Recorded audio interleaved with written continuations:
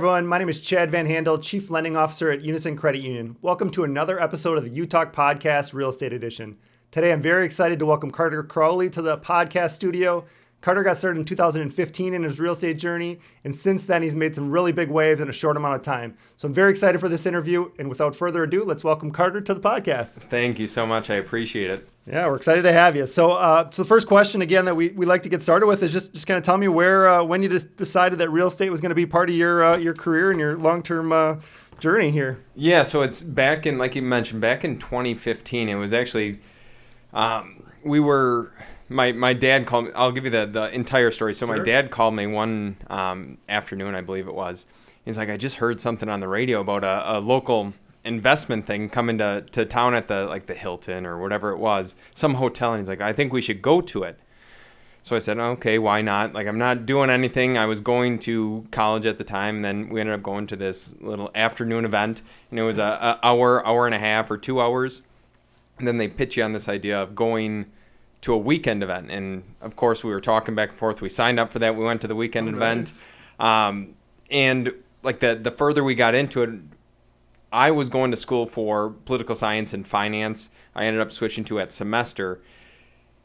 Then we got to talking after the weekend event that we ended up going to, and he was like, well, do you see yourself going for finance for the rest of your life? And in my mind, I didn't want to be stuck down to like a desk or having to do the same thing every single day. Sure. And I thought real estate, whether it was investment real estate or retail real estate or commercial, whatever it is, was the avenue to possibly get to that point. And I had no idea. I was probably 20 years old at that time. Sure. And it was just a new journey, a new everything. So what ended up happening is we went to the 3-day event, and then at the end they pitch you on this big course and so on and so forth. It's very expensive. We ended up getting into that, and my dad's pitch to myself, and we were kind of convincing one another to do it. He's like, well, you would spend this money on college that we're helping you out with. I was paying for part of it. They were paying for part of it.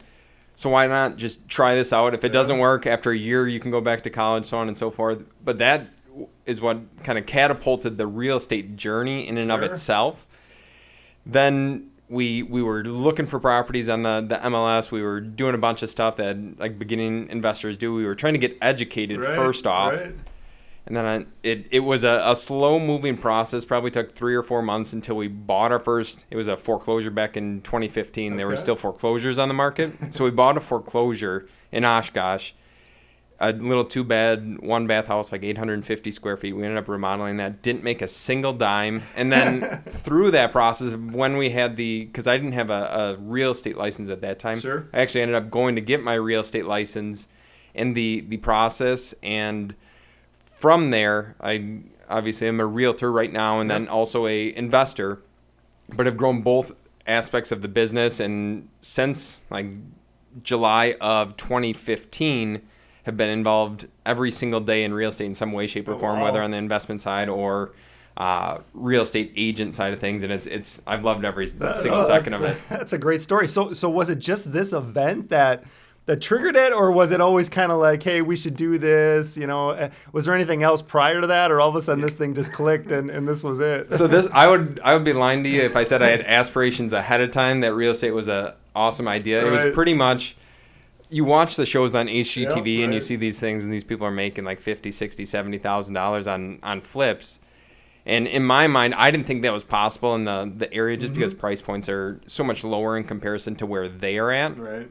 However, the people convinced us or persuaded us through the course or their pitch from stage that it is possible and people are doing it, and they introduce you to other people. So that was pretty much the catapult because my dad, he wasn't in the real estate space prior to that. He was in insurance, and then I was just going to school. So it was kind of the introduction by like force-fed by a fire hose. You were just getting so much information and you didn't know what to do with it, and then kind of made that obviously life-altering decision however long ago. It's coming up on like 6 years now, which is kind of incredible in my mind. So then you're saying 3 or 4 months after this event is when you guys bought your first property? Yeah. So we signed up, and then we ended up buying it. It was and the agent that we used at that point was decent. I won't go much further than that, but we ended up buying this foreclosure property, and hindsight, we overpaid for it.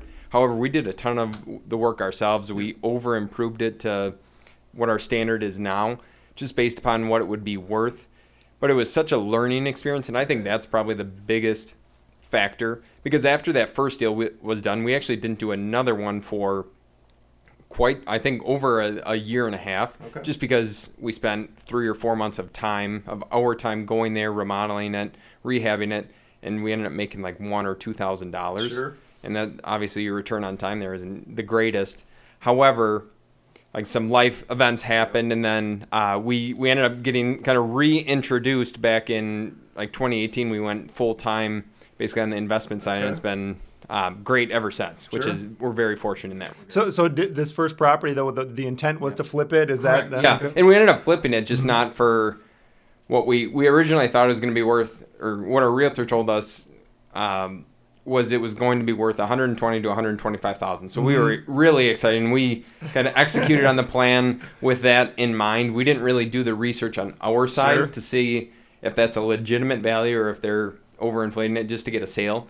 In hindsight, we sold it for $98,000, and it was barely, I think that was a stretch at that price. It was probably a $93,000 to $94,000 property, but we got lucky, and it ended up going fairly quick, but just not at the price that we had anticipated. And we had it listed higher, but we had to do a reduction, and then finally sold it. So did you guys know that you were going to do a lot of the work up front, or how, was that concerning at all about kind of work that you were going to do?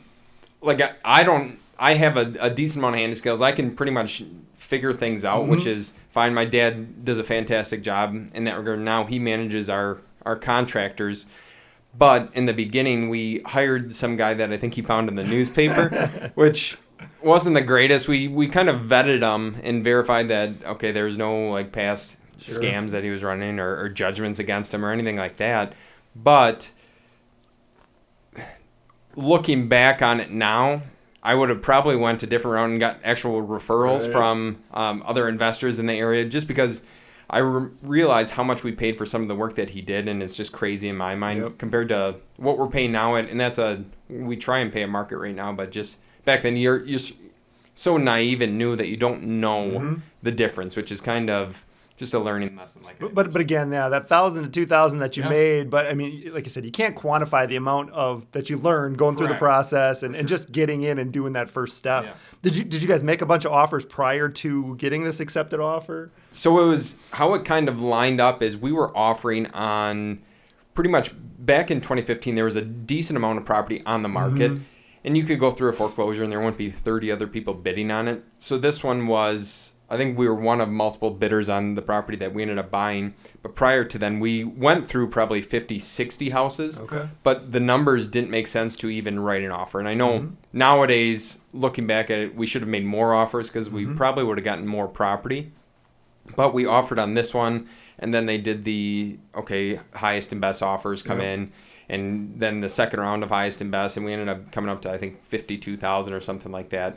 But it was a decent property, and you gain so much knowledge in such a short amount of time that you'll never, unless it's a deal breaker, your first deal, you won't regret it. I think, especially if you're knowledgeable going into it. Yeah, and even going through those 50 or 60 homes seeing, all the conditions that they're in, but it's good to point out that even in 15, though, multiple offers on some of these properties, I mean, you can say that, hey, we're going to peak at some point and the market's going to head down. But, I mean, we really have been in a pretty hot market these last, 5-6 years. And, I mean, it's not that there was a bunch of inventory back in 2015 because it was still pretty slim at the time. So you've got this property kind of under your belt and you guys were thinking, I mean, it took a little bit to get the next property. What was the delay and what's... Yeah, so valid question in the sense, and it was more so my realtor business ended up taking off because and it was mostly time management issues that I was working on because in our business right now I work on financing the properties and getting the deals under contract. That's my sole duty. Before that, I was focusing a ton on the realtor side of the business and trying to acquire clients. So I just put this to the side burner, and then obviously if you're not looking at deals, you're not going to buy a single deal, so on and so forth. But it's all kind of, I would blame myself for that and just not taking responsibility. And then some life events happened with my dad. He had some health issues that we went through, and then ended up coming back to things in 2018, the beginning of 2018. I'm like, why aren't we doing anything? Like we went through this program, we did all this stuff. We know what to do now, but we're just not taking action on any of the items that I know will generate us deals. So which is now I've pretty much always been frowned upon, but I bought some of those yard signs, the bandit signs I call them, and stuck the We Buy Houses signs throughout. Like Appleton, got the sheriff called me in Appleton. I stuck them through Oshkosh. I got notes from the code enforcement. But we ended up buying the next deal from a bandit sign that we placed. Great. And that was kind of a crazy lesson as well, because we ended up firing a contractor partway through the second property, which is obviously, again, not ideal. And then we had a ton of my own money stuck into the deal just because the appraisal on the front side came in low from a hard money lender, and it was... Again, another learning lesson to take into the next property. And the next property got easier, and then the next one was easier and easier. But it's so many things that can compound, and people psych themselves out from just doing that first deal when there's just lessons to be learned throughout the process, even now. Like So I mean, going back to kind of the 15 to 18, I mean, is there anything you kind of wish you would have did? Do you wish you would have kept kind of going, or did the process kind of go as it was supposed to go, do you think? I think if we would have been as consistent as we are right now, back in 2015, 2016, the business would be very... exponentially. Yeah, exactly. It would be incredible. But it was just the lack of consistency with the marketing, with just talking to sellers in some way, shape, or form, and not really having any sort of focus on the investment business. Because that's when you don't pay attention to something, of course, it's not going to get the... It's like anything. If you're trying to grow a plant and you don't water it, it's going to die. And that's what happened to our investment business. It just died out because I wasn't focusing on it. He wasn't focusing on it. And no one was responsible other than ourselves. And that would be if we would have focused more and just nailed down those couple things, whether it's sending out direct mail or placing more bandit signs or doing whatever, you'd stumble on some properties at that point. You can't help but fall into opportunities. Back at prices, I'm like, we are crazy to sell anything that we bought back in even. Well, that's gonna be the next point. I'm like, did you ever make the mistake of going back and looking at what the price is today? That's what I was going through a property in Appleton that we had bought this place, and we had ended up actually wholesaling the property, and we made, I think, right around, it was actually $15,300 is what we made from this deal. We contracted it at $80,000, and I was just through a property next door. The house needed probably $30,000 worth of work, so we would have been in at $110,000. I was just in a property next door this past winter or springtime, and that house was at $210,000. I'm like, oh my gosh! And I'm literally at the house that I walked through at $210,000, and I'm the house that we had next door. I'm like, oh my gosh, what is wrong with us? That's where buy and hold is. Right. Even if it doesn't look like a great deal, when the market's appreciating so much and it's been doing that crazy, you can make a mediocre deal a pretty darn good deal if you just wait. And that's what I didn't realize. And again, another learning lesson. So were you reading anything, or were you, or was it mostly kind of focusing on the realtor business, or were you still kind of reading or doing podcasts or anything on the investment side? There was definitely a few podcasts that stuck out to me, and one of Bigger Pockets podcast is huge. And when I got introduced to that, I was just, you hear all the success stories, of course, of the people who are doing great things and big things.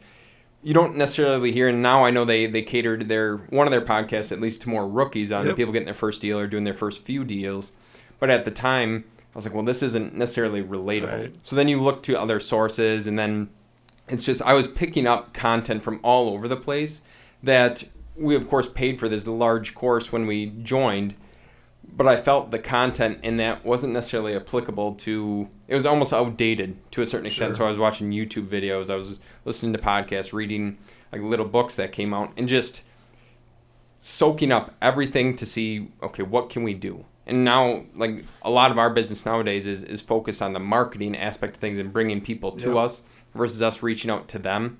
But that's another thing that without reading or becoming knowledgeable or listening to podcasts, you would never know. And that's where like Bigger Pockets or I know there's like multifamily investment for cash flow or whatever, Rod Cleave, that's another great one. But there's so much content that's free that you can just listen to 5, 10, 15 minutes, grab a gold nugget, focus on that for a week, and then move on to the next. Yeah, no, that's great. Do you ever think to go back to school during that period? Was there any moment? Actually, it never crossed my mind, unfortunately. Now and I have the mindset now that a lot of the skills that you learn, and this is something I actually heard on a podcast, that never to stop learning, because even if, say, real estate dies out or something like that, I've learned so much in marketing that I feel like I could create a marketing business and do well with that, or just other business avenues that if you stop learning or you only focus on one thing, you might not be able to take these other skills that you learn and apply it in certain ways. But college has never been another thought for me, unfortunately. I mean, we're going to go through a big transition, I think, with COVID and people really questioning, what is the value of higher education in some regards, but that's for another day. What about, I mean, did you guys have a vision on day one when you bought or you were looking for this house? I mean, was there like, hey, we're going to get this big, or was it, let's get this first one under our belt and go from there? Yeah, when we just started, it was just to get the first one. And that's almost the most important thing is like we were focusing on just getting that first deal. But without having the consecutive deals, obviously that hurt us because we didn't do another one for such a long amount of time. And then the mindset behind it is, okay, I want to do this for a living. So how many houses do you actually need to flip or wholesale or have as rentals to make a living out of it? And it's really, when you think about it, it's not that much, depending upon what someone's currently making versus what you can make out of flip. Of course, accounting for taxes and marketing expenses and whatnot. But you could do 3 or 4 flips in a year, which is very reasonable, and replace maybe your income or yours and your spouse's income or whatever it is. And that was the mindset behind it. So we're 50-50 partners. I'm currently in a 50-50 partnership. And that was the thing of, okay, if we do one deal and we make $20,000, then it's like $10,000 each. We'll say, how many of those do we need to do to make a decent living, or that we can spend more time focusing on this, create the systems and processes, and end up saying if we can do one a month. So 12 in a year, that's a lofty goal to some, but we weren't planning on doing full remodels on some. We were just planning on buying them and reselling them. And that was, now it's averaging about 2 to 3 per month, so about 30 a year is what we're up to, which is fairly decent, and the margins just keep going up because the market's fairly hot right now. Sure. So at the beginning, obviously you're getting into business with family. I mean, how important was kind of the legal side, or I mean, did you guys do an LLC or what? How did that all go from the kickoff? So we did set up an LLC right away. We had all the I's dotted, the T's crossed. So everything was good there. But the biggest issue of working with family is they're your family. That's basically the reason. So the conversations that I would have with my dad would be a lot different than I would have with like you and I if we were co-workers. So we would get into arguments and like, oh, you're supposed to be doing this, or I'm supposed to be doing that. And nothing was set in stone. There wasn't any roles drawn or rules of what we were supposed to do, what we were not supposed to do. So we had to sit down because we were arguing constantly. And it wasn't I told him at one point that I was like, I'm not going to do this anymore. Like if this is the case, because it's not fun, it's like miserable arguing with one another over whether it's money or relationships or whatever it is. It's not worth it. Excuse me. So what we ended up doing is, okay, he's going to focus on the renovation side of things, the contractors. He enjoys doing that, and I don't. And he expected me to be at the properties. I didn't want to be at the properties. I didn't want to remodel anything. So then I told him I would organize the financing. I would actually put out the marketing to get the properties. I would go put them under contract and take that from beginning to end, and then hand it over to him, and then we would each have our own roles in the company, and then we can of course hire on other people as needed. But that was, before that, it was an absolute mess. So that's what I would recommend to anyone is, if you're joining or getting started with a partner per se, make sure you are on the same page first off, and that you have clear roles of what you should be doing or what they should be doing. Otherwise, it's a complete mess. Well, that's another important point that you learned through that process. And again, it hasn't obviously soured you from being in another partnership because that's kind of what you're doing now. So I know you've got the realtor piece, and so are you mostly buy and flip? Is there any buy and hold? Are you doing some wholesale? Yeah. What's kind of the makeup of your business today? Yeah, so right now, a lot of we bought 15 units this year, so that's kind of exciting. Good for you, yeah. Basically all in the first quarter of the year. So that's very exciting, but we have about 25 units total across, I want to say 7 or 8 properties. Okay. So not a ton, but definitely a decent amount. Yeah. And then the actual company itself, like CB Home Solutions, what we do there is a lot of flips versus wholesaling. Mm-hmm. Like we've wholesaled 3 or 4 deals this year, but a lot of the times we purchase the properties, we just clean them up, and then we put them back on the market. Sure. And we try to have like 1 or 2 properties going on that are actively like a full rehab, just to keep some employees of ours busy and consistent with work, because we're helping them out in that regard. But we try not to grow it to say, okay, 3, 4, 5 flips going on at one time, because we just don't have the contractor base as of right now. Hopefully eventually we will. But that's what I found works the best. And then it's less management of contractors and getting people in there. And even though that's not on my side, I still account for it, and I see, okay, if we can wholesale a property or buy it and sell it and make $20,000 versus flipping a property and making 32 or whatever, there's a difference of 40, 50, 60 days involved in there that we don't get back. And it's just trying to increase the velocity of the money coming into the business. Oh, that's good. I mean, like you said, maximizing the use of what your kind of strengths are, and not focusing on the weaknesses, and like you said, trying to get things turned as quickly as possible. So let's talk a little bit about. So you talked about the contractors. How long did it take to build up your contractor base that you've built? And I know it's constantly evolving, but do you feel pretty good about where you guys stand right now? Yeah. So right now we have a set of guys that works for us that are phenomenal. They do a great job. However, over the past, since I guess right now this point, we've had to fire multiple people. We've had to just pick and choose who we want to work with, because it's a learning lesson. There's people that, even though you vet and verify them, they might not be the best people that you want to associate your business with. And that's the one thing that a contractor can make or break a deal, depending upon what's going on, especially if you're paying them a significant amount in advance, or they're overcharging you, or they're just doing a ton of change orders to what the original plan was and just price gouging you. And that was one of our things that, okay, our contractors have all been pretty reasonable in cost. However, there's some that don't show up to the job, or they work 3 days a week and then they don't show up for the other, 4 days of the week, even though some are the weekends. And it's tough to sustain a business with that. So then you just have to let the people go, no hard feelings, so on and so forth. And just the biggest thing is setting the expectation up front of, okay, we need this to happen. We'll pay you fairly. We'll bonus you if need be. And we expect this as a result, and the work needs to be done properly, because someone is going to buy this, and the houses, or a house, is sometimes the biggest investment in someone's life. So if you're presenting a terrible product at the end, then you're going to obtain a bad reputation, and it's just not good for anyone involved.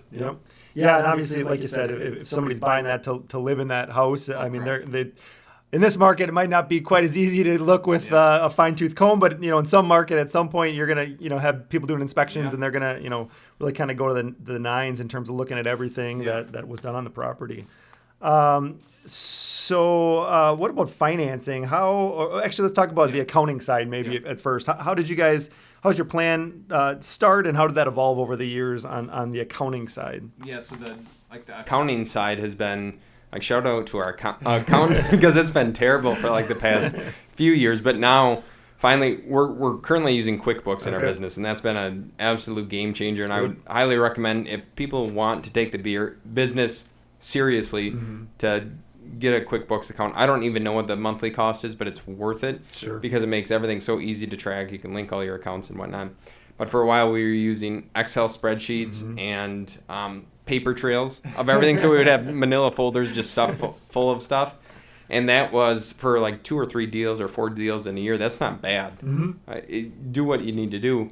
But when you start to do 10 deals a year, or 15 or 20 or 30, it's not sustainable. Right. And when the accountant asks you, okay, what's your profit and loss, or a lender asks you what your profit and loss is, and you can't tell them, they're like, well, what sort of operation are you running? And you could be extremely profitable for all that you care, but the lender needs to see something, especially in writing, to validate that you have a legit business. And that is where accounting is something that I have grown to like more and more, because it's so important to measure, okay, what's our return on investment for like ads that we're running, or mailers that we're sending out, or cold calling or whatnot. And that's a whole different animal in and of itself. But just keeping and normally it's a weekly measurement of, okay, where are we at this week for income coming in, money going out. Of course, we're spending a lot on certain things in our business, but if we're getting a return on it, then it makes sense. And when it stops making sense is when the return is down to little or nothing, and there's not enough margin to sustain it. Right. So are you, somebody on your team is the one, or is your accountant, who's doing the data entry of the numbers? Yeah, so a lot of the time I am. Okay. And that's where the accountant validates everything, makes sure everything's proper and done properly. But as far as like data input, a lot of stuff is automated to this extent, because we have it linked with the bank account. So when the bank account pings and sees, okay, $500 in Google ads or $1,000 on Facebook or whatever, it goes into the accounting software and our CRM software. So it allows us to keep track of the like key performance indicators or KPIs. And it's important to do that, because otherwise, like I mentioned previously, it's just you don't have any idea on what's getting you deals, what's not getting you deals, how much are you actually returning on this, and when you know you can spend $1 on Google or Facebook and return $5, well, then it's a pretty good day. Right. And you can just increase that if you want, or you hit a certain threshold and then you can't anymore. But it's all the stuff that I input into there, and then the accountant just verifies. So the Google Ads stuff, though, that's on your real estate investment side as well? Okay, so wow. Yeah, so Google Ads is on the investment side, Facebook Ads is on the investment side, and so we're doing, I think, Google Ads, Facebook Ads, Bing Ads. And then the YouTube CRM, ads. are you guys have got the mailing list that kind of tracks right through to that? So it's kinda, and it's nice because, like my brain, I can only handle a certain amount of information at one point in time. But the CRM it automates it all so properly that I don't have to worry about inputting, okay, I got another ding on my email that money was spent or so on and so forth. And it is what it is. And it kind of disassociates the fear involved with money. Right. Because at first I started running our business and to ramp it back up again, I'm like, okay, I have a credit card right here. Let's input the information in. Hopefully that limit doesn't get reached before we get a deal. And so you're hoping and praying that it ends up working out. But if it doesn't, then you could be in a decent amount of trouble unless you're making some income on the side. So what I would say is definitely have some caution when it comes to credit cards, but you have to bet on yourself at some point. Right. Well, it's good for you guys to kind of use some of those, again, Google Ads, Facebook Ads, because I think those are, can be successful. But like you said, if you're not in the right spot, you can spend a lot of money too and not get the return that you were looking for. Let's talk a little bit about financing sources, just kind of high level. I mean, did you guys have plans initially? How did that all work initially, and how has that evolved over the years? Yeah, so on the first deal, we were nervous about how to obtain finance, and then ended up reaching out to a family member, and they were kind of it was a flip property, our first deal was, of course, but we ended up agreeing on, I think, a 12% interest rate and then some points up front, because they were taking a risk that we knew what we were doing, when it was kind of course, you don't really know a whole lot when you're started, so it's friends, family members, whatever it is, to get the deal done. However, since then, we've built the relationships with it, and once you get a track record, it's a heck of a lot easier, and that's what I always, might be a false belief of my own, but I always thought, okay, well, the more deals that I do, the more people are going to believe in me, and then I can reach out and ask them for money to borrow or whatnot. But that's not necessarily the case in every circumstance. But a lot of our deals now are either financed through community banks or we use a hard money lender for a majority of the flips, or our own cash. But with that, the hard money lender is typically, they want to see a little bit of a track record, maybe not an extremely extensive one, or they want you partnered with someone who can do it. So my thought pattern is, nowadays, if someone's looking at getting into real estate, maybe your best bet is to partner with someone who knows what they're doing. And make 50% of what you normally make or 25% of what you would normally make and just tag along in the process, because it'll shorten your learning curve. You're still going to more than likely make a profit, Right. and you have pretty much none of the upfront risk of, okay, how am I going to finance this deal? What am I going to do? You can use their resources, their track record, and kind of go at it from that regard. But like I said, now we finance a lot of the stuff through also community banks, the smaller time banks. Yep. And they're very reasonable on the rentals, and some of them offer like flip property programs that you can get into further. Yeah, and again, like you said, it's a little bit hit or miss depending on which community bank you're talking Correct. to. Yeah, Some of them exactly. like people that don't have experience but have bring other things to the table. Some of them, don't want to work with those first time investors. Yeah. But again, it's just all about kind of finding the right source. And I don't. Yeah, you talked about hard money a little bit. I don't think people need to be afraid of hard money. Yeah. I mean, it's certainly a good source of funds, and a lot of people have used it strategically to get into properties. For sure, and that's like the important thing is once you get the first deal, then it's a little bit easier after that. But it's just, okay, what do you need to do? And if you underwrite the deal to make sense with hard money, then it'll pretty much work for anything else. Sure. So you said it's 25 units at this point? Yeah, correct. Okay. Yep. And so how do you guys do from a property management standpoint? Do you work with a firm, or is that on your guys' shoulders? So just recently we made the transition, and it was basically due to the fact that I got a call one day or actually in one day's time, I got 2 calls from some of our tenants. I hadn't really heard from them for a while. And then one of them said, okay, I'm moving out in like 2 months from now or at the end of this month. And then the other one was complaining about something going on at their unit. I'm like, I don't want to deal with this anymore. Right. Like, we're so busy that I'm literally running to a unit to do something so small and minute that I don't care what the property manager charges. I just don't want to handle it. Yep. And we're fortunate enough that the rentals aren't a huge income stream for us, but they help with the tax burden that we kind of face from the flipping business. And eventually they'll be like cash flow generators in the sense. But the property management is one of those things that we learned the process starting to about, we had, I think, 12 units before we switched over. And then after that point, I had no interest in doing it anymore, because I was looking at, okay, I make maybe $50 an hour managing the rentals versus $150 an hour doing other tasks. And it's easier to pay a property manager, whatever, 6, 8, 10% to do that for you, especially if you're making more income in another fashion. Yeah, it's good to point out, though, that, like I said, the first 12 units that you guys were working, you're right in there kind of seeing how that process works. And then, like you said, then you felt comfortable enough to bring in that property management firm to kind of take it from there. And it's like property management is one of those things that some people love it, some people don't. They're not the owner of your property, so they're not going to treat it that way. And it's just something to have in mind prior to signing your units over.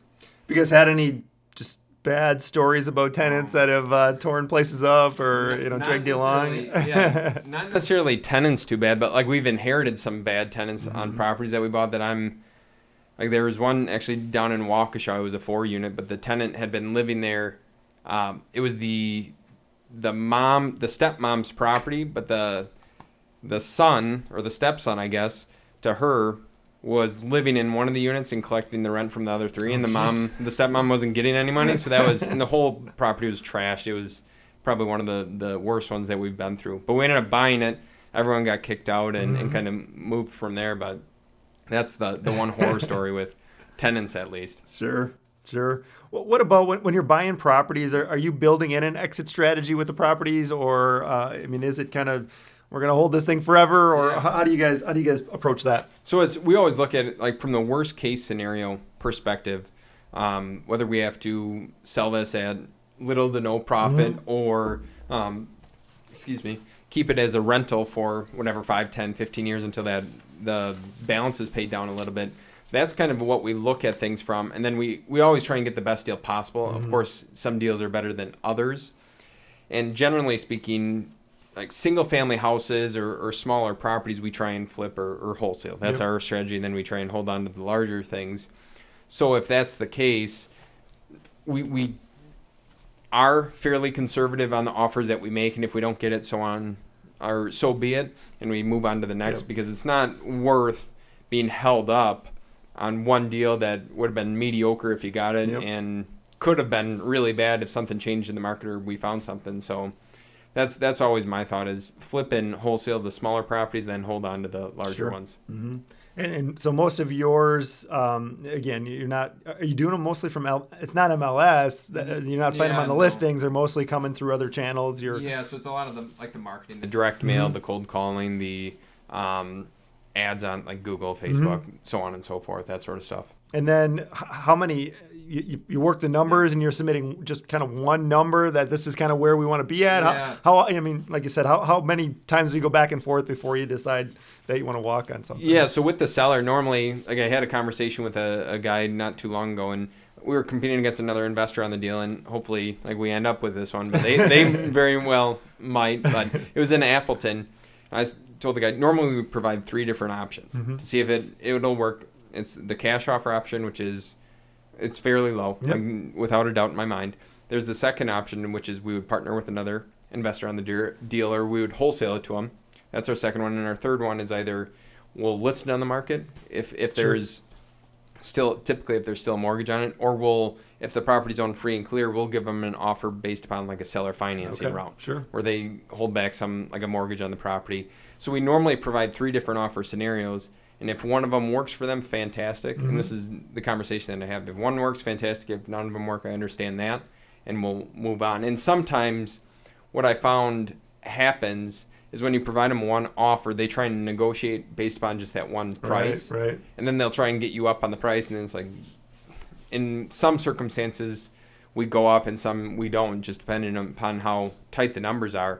But I found if we give them multiple prices, then they'll focus on one of those options. Sometimes it might be the lowest option, and they'll say, "Oh, well, can you come up a couple $100s or a couple $1,000?" And we can work it out in our minds, in our numbers, if it would make sense. If it does, we move forward. If it doesn't, like, so be it. Yeah, I heard a podcast the other day that said that they presented 76 offers or options for people to say, we can do it. It was a bigger multifamily, obviously it wasn't a single family home, but they had all these other, structures. And again, if you're looking at all different things, you don't focus on other people, then all of a sudden you look at kind of which one of these options can work best for me. So I think that's a great strategy. You talked about so you figured out bandit signs or no? Are you not doing bandit signs anymore? that was the learning lesson there was when obviously the Outagamie County Sheriff called, and he's like, you can't. There's no hanging signs in the city. You can't put them. We're going to start finding you if we see them again. I'm like, okay, like let's not do that anymore. And then the second time, and we were done after this, was when Oshkosh, like code enforcement or someone from the municipality sent us a message on our site and was like, okay, if you don't take the signs down, it's a $250 fine per day that they're up. And I'm like, okay, I went out that night, pulled every single sign. I'm like, I'm done doing that. It works for some people, but it's just, in my mind, it's not necessarily worth the risk. Now, I think it's great when you're getting started, but you have to know you are like publicly littering, which is frowned upon by most of the municipalities around here. So we talked about a little bit about this before, but so you're driving around trying to find properties that kind of might fit what you guys are looking to do. You're still doing some calling on folks as well. So, and then obviously your Google ads and Facebook ads. So so just a bunch of different marketing things to try and hit as many people as possible. Some work better than others, but again, it's just, we're at the point in our business that we don't, I would say if you're just getting started, focus on one and perfect that and then move on to the other ones. But we're at the point where we can kind of focus on different things. We have some other guys working with us that help us with that as well. How big is your area right now that you're looking in terms of properties? Yeah, so normally we'll buy up through, like we're actually buying one in Oconto County right now. So we'll go up there, down through, we've bought one in Milwaukee before. We will go down to Milwaukee. Like we're buying one in Dodge County right now. So it's probably a hour and a half north and then down to like the Milwaukee Waukesha area as far as south. How did the Waukesha one come about for you? Yeah, that was kind of, we were running Google ads down in that area, and this lady from the deal that we did, she called. She passed away actually like 3 weeks after she sold us the property, so that's like rest in peace there. But that's one of those, she called off of a Google ad. I had talked to her on a weekend night at like 7:30 p.m. I was out on a walk actually. And she's like, oh, can you come down and see it? And I was like, okay, well, how about tomorrow? Because I think it was a Friday night. And ended up doing that. It worked out well. And we were adventuring down into the Milwaukee, Waukesha area just to see if we can do more deals down there. And we ended up getting our butt kicked on one of them. Then the other couple were quite profitable. But it's just all a learning experience. And then now we try and stay more centrally located, especially if they're rehabs. But if they're wholesales, or we can just buy them and resell them, then we'll kind of adventure out a little bit further. Good. Great. What about just some of the mistakes that you've kind of had over the years? Anything you're comfortable sharing that you want to kind of talk through? Yeah, so that, like, kind of referring to one of the Milwaukee properties that we bought, it was on the Lower East Side, kind of by Summerfest grounds. So we bought one down there, and I thought it was a smoking deal at what we bought it for. And then hindsight, I was just overexcited about the area, and I was overexcited that, okay, this is going to be our second deal down there. Let's just buy it. Yep. And we were able to get financing on it from a bank. So I was like, why not do it and see what we can do? However, I missed that it was a probably early 1900s build duplex. I missed that there was knob and tube wiring, like literally in the attic space, so you could see that. The roof was... Technically, the roof wasn't shot, but the drip edge was non-existent. So then you had to basically ended up tearing off the roof and replacing that. And then we ended up selling it pretty much for what we paid for it. Plus we put on a roof. Plus we had to pay commission. So we ended up taking a bath of like $20,000 on that single property, which was a huge.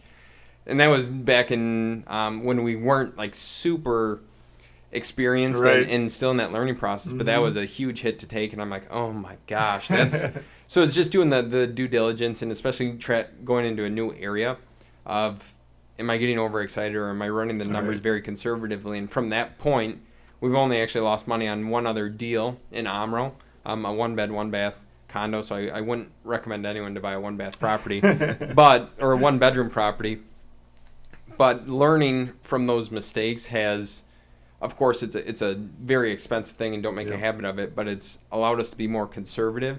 And obviously, the more conservative we are, the less mistakes we'll make, but then the higher profits we'll make on other deals, which kind of pays for itself. Instead of doing volume, just making more money on the deals that we have. Talk a little bit about transitioning from the duplexes to more multifamily type properties. Were you guys concerned about that, or what was kind of intriguing for you to kind of make that leap? Yeah, so I got into a coaching program for the multifamilies, because I was, on my side of things, I was concerned on how to actually get into deals of that magnitude, because it's just a whole different ballpark, different financing in some cases, and how do I do that properly, do the due diligence on them properly in order to have success and not make a very large mistake. So I paid for a coaching thing, and that helped. But the motive behind that was wanting to grow the number of units we have, the cash flow, without having to buy 4 different duplexes. We can just buy an 8-unit, or instead of 10 duplexes, a 20-unit. That was my mindset of, well, we could have all these units under one roof and make similar cash flow versus having 10 different properties and having 10 different roofs, for instance, so on and so forth. So that was my motivation behind it. And then the learning curve getting into it was, again, you can always pay to have that learning curve shortened. And that's what I did in this case, because it was the smarter decision for me, instead of cutting my teeth on it and then making mistakes. And trying to avoid that is, I think, especially in the larger properties, is the number one thing. All right.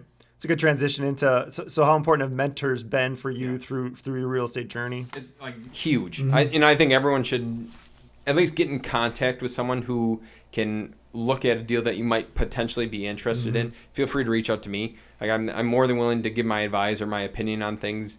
Of course, don't take it as like it's the only thing, but it's so important to surround yourself with people who are achieving what you want to achieve. Like, if someone's running a business and they're miserable but they're making a lot of money, that might not necessarily be the route that you want to go. But if someone has created a business for themselves, that they're living an amazing life, they're spending a ton of time with their family, they're making a great income, and you want to replicate that, well, then probably talk with that person and model the people that you want to be more similar to versus the other people who are just making money, or you think they're making money when it might not be that profitable. Right. Yeah, there's definitely some nationally syndicated people that I listen to regularly, and while I don't agree with everything they say, I mean, I do like that contrast of opinion, and I want to make sure I'm running it through my mind, and trying to consider something that I that might not make sense in my own mind, but again, you've got that other opinion. You have to have an open mind to it, because it's like having a closed mind. And I was just reading a book recently that the best thing that you can do for yourself is take in all different perspectives. Because some people might think something about single-family houses versus multifamily versus flipping or wholesaling. Just take in everyone's opinion, then form your own and make it educated. Obviously, I think that's probably one of the more important things.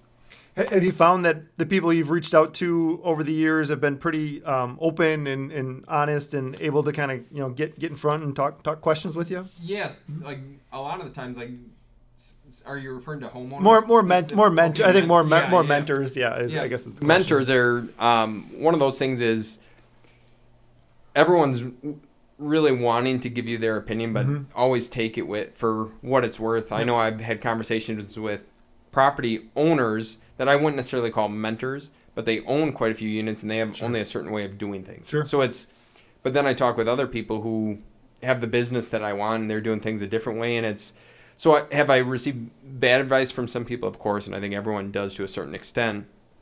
But the conversations are mainly they're extremely truthful and people are normally open and honest because no one's really recreating the wheel at this point. There's so much information out there that you can pick and choose what you want. You can get it for free on YouTube or Google or wherever you want to go. But you want to be able to implement it, and partnering with someone or talking with someone who's already done it will help you one way or another. And verify that they're actually doing that in their own business and don't just, I would say, verify everything. Yep. We talked a little bit about Bigger Pockets being a good resource. Is there any books or any other podcasts you want to kind of call out here that have kind of been instrumental on your journey? Yeah, I would say like Bigger Pockets, like I said, that's a huge one. Rod Cleef has a podcast on investing in multifamily real estate that if anyone is listening to this right now or watching this, that I would recommend that one as well. As far as books, a lot of books on the one I referenced, Principles by Ray Dalio, is a phenomenal book. And then I also enjoy like the marketing side of things. So I think anything by Dan Kennedy, he has a whole BS series that's phenomenal for anyone who's interested in marketing. So that's kind of my upfront recommendations. But anything with mindset or personal health, I think is great.